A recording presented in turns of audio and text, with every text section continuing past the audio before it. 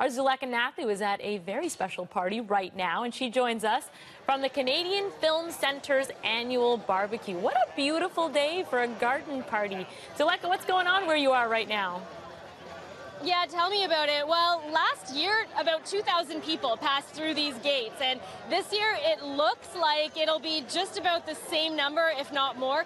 These are people from the Canadian film industry, but also elsewhere around the world involved in television, film, and digital media who are coming here not just to mingle and kind of casually have some conversations about the industry, but also to do some networking and even some fundraising. In fact, that's a big part of what this is for the Canadian Film Centre and what it's all about.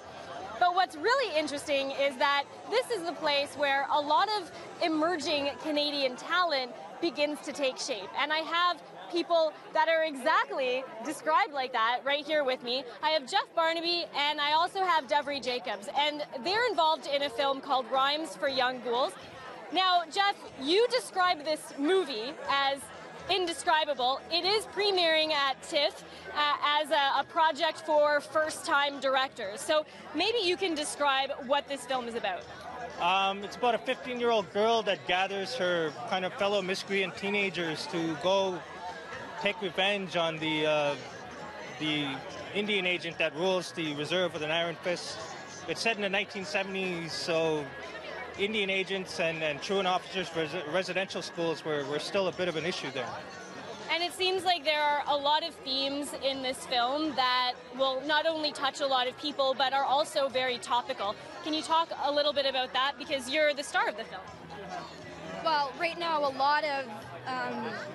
lot of residential school survivors are coming out with their stories through the Truth and Reconciliation movement that's going on. But this film isn't particularly a residential school film.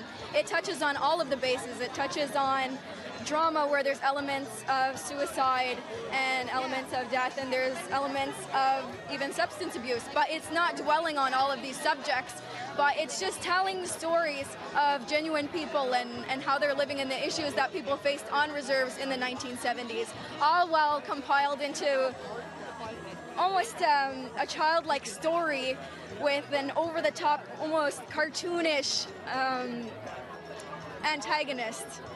And what's also interesting is that when this script was first beginning to take shape, Jeff, you won an award in New York at a film festival that allowed you to then kind of build on this script and create something that you can be really proud of. Can you talk a bit about how this script changed when you got a little bit of guidance or direction?